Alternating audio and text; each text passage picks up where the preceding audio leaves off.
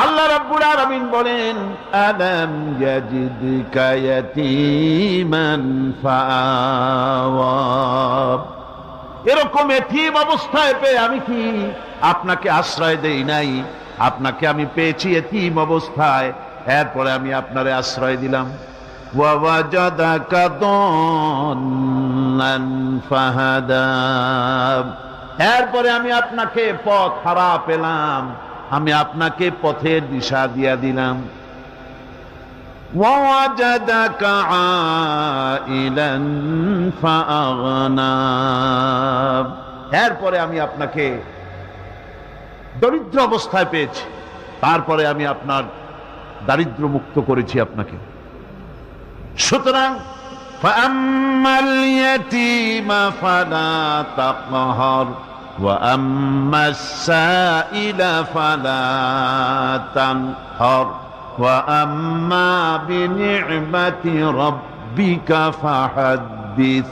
সুতরাং নবী, এতিমের প্রতি নির্মম ব্যবহার করো না, এতিমের প্রতি ভালো ব্যবহার করো, নির্মমতা দেখাইও না। আর ভিক্ষুককে ধমক দিও না, রূঢ়তা দেখিও না, আর আল্লাহর নিয়ামতের প্রশংসা করো। বহুত মানুষ আছে এতিমরে গলায় ধাক্কা দেয়। মানুষ যখন ভিক্ষা নিতে আসে, গরিব মানুষ ভিক্ষা চাইতে আসছে, ওই মেয়ে আত্মাহিত জানো, দোয়া কুনুত জানো, বাড়ি যেয়ে কাজ করবা, এই সব আজে বাজে কথা বলিয়া ভিক্ষা দেয় না। আহা, সাইলকে ধমক দিতে রাসূল করিম সাল্লাল্লাহু আলাইহি ওয়াসাল্লাম নিষেধ করেছেন, সাইলকে ধমক দিও না। গাড়িতে বসে যাচ্ছেন সাহেব, ট্রাফিক মোড়ে যখন সিগন্যাল জ্বললো, গাড়িগুলি দাঁড়ায় গেল, ফকির এসেছে, হাত নাই পাও নাই, বুড়া মানুষ, একটা পয়সা বার করে না। আবার এই মানুষটি ওই ফকিরকে ধমক দিয়া বার করে দিল। এরপরে এই লোকটি যখন কোনো মাজারের কাছে পৌঁছে গেল, 500 টাকার কড় করে নোটটা ফেলে দিল। বলেন টাকা দরকার কার? মরা মানুষের না জিন্দা মানুষের? কার দরকার? যার টাকা দরকার ছিল তারে দেওয়া হলো না, যার দরকার নাই তারে দেওয়া হলো। এরপরে লোকটা না খেয়ে যখন মারা গেল, পথের ফকির, রাস্তার ফকির, না খেয়ে মারা গেছে। এরপরে তার কাফনের কাপড় নাই, লোকটাকে রাস্তার উপরে শোয়া একটা ছেঁড়া কাপড় দিয়ে ঢেকে রেখেছে। বড় লোকেরা, সাহেবরা তখন গাড়ি দাঁড় করে আর 5টা টাকা 2টা টাকা করে তার লাশের উপরে মারতেছে। এটা মানবতার এর চাইতে লাঞ্ছনা, মানবতার জন্য এর চাইতে গঞ্জনা আর কিছুই হতে পারে না। মানবতার প্রতি লাঞ্ছনা এর থেকে আর দুর্গতি কি হতে পারে?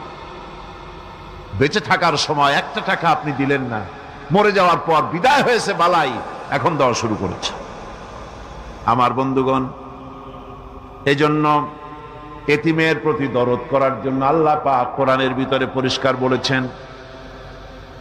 রাসূল করিম সাল্লাল্লাহু আলাইহি ওয়াসাল্লাম নিজে এতিম ছিলেন, আর এতিমের প্রতি তার এত দরদ ছিল, একবার তিনি ঈদের দিকে নামাজ পড়ার জন্য যাচ্ছেন, প্রতিমধ্যে দেখেন একটা বাচ্চা ছেলে কাঁদতেছে। এই রাস্তায় কত মানুষ গেল, কেউ দাঁড়ালো না, থমকে বাচ্চার ক্রন্দন কাউকে থামাইতে পারল না। কিন্তু বিশ্ব নবী, দয়ার নবী রাহমাতুল লিল আলামিন বাচ্চার কান্না দেখে পাও বাড়াতে পারলেন না। নবীজি দাঁড়ায় গেলেন, জিজ্ঞেস করেন, ও বাচ্চা, ঈদের দিনে কাঁদো কেন? ঈদের দিনে তো কাঁদতে নাই। বাচ্চা বলে, তোমার কাছে বলবো না, আমি সেই সকালবেলা থেকে বসে আছি, আমি যদি মক্কার আব্দুল্লাহর পুত্র মুহাম্মদ রাসূলুল্লাহ সাল্লাল্লাহু আলাইহি সাল্লামকে পাই, মনের দুঃখ তার কাছে বলবো। বিশ্ব নবী জমিনের উপরে বসে পড়লেন, বাচ্চারে কোলের উপরে উঠায় বলেন, বাচ্চা বলো কি তোমার দুঃখ? তুমি যার জন্য বসেছো আমি তো সেই এতিম নবী, কি বলতে চাও? বাচ্চা বলতেছেন, ইয়া রাসূলুল্লাহ, আমার বাবা মারা গেছে, সেই ছোট্টবেলায় একেবারেই তখন মায়ের পেট থেকে আমি আসার পর বাপ মরে গেল, আমার মা আর একজনের সঙ্গে বিয়ে বসেছে, সেই পুরুষটি আমারে দেখতে পারে না, আমার মা যদি আমারে কোলে করে এসে সহ্য করতে পারে না, আমারে চুমা খাইলে সহ্য করতে পারে না, আমারে খাবার দিলে মা মার খায়। আজ ঈদের দিনে রাতে আমার মা আমাকে বলল, বাবারে তোমার কপাল খারাপ, তোমার বাবা মারা গেছে, তোমাকে সাহায্য করার কেউ নাই, আমি তোমার যত্ন করতে পারলাম না, কোলে নিয়ে চুমাও দিতে পারি না, আমার এমনই কপাল খারাপ।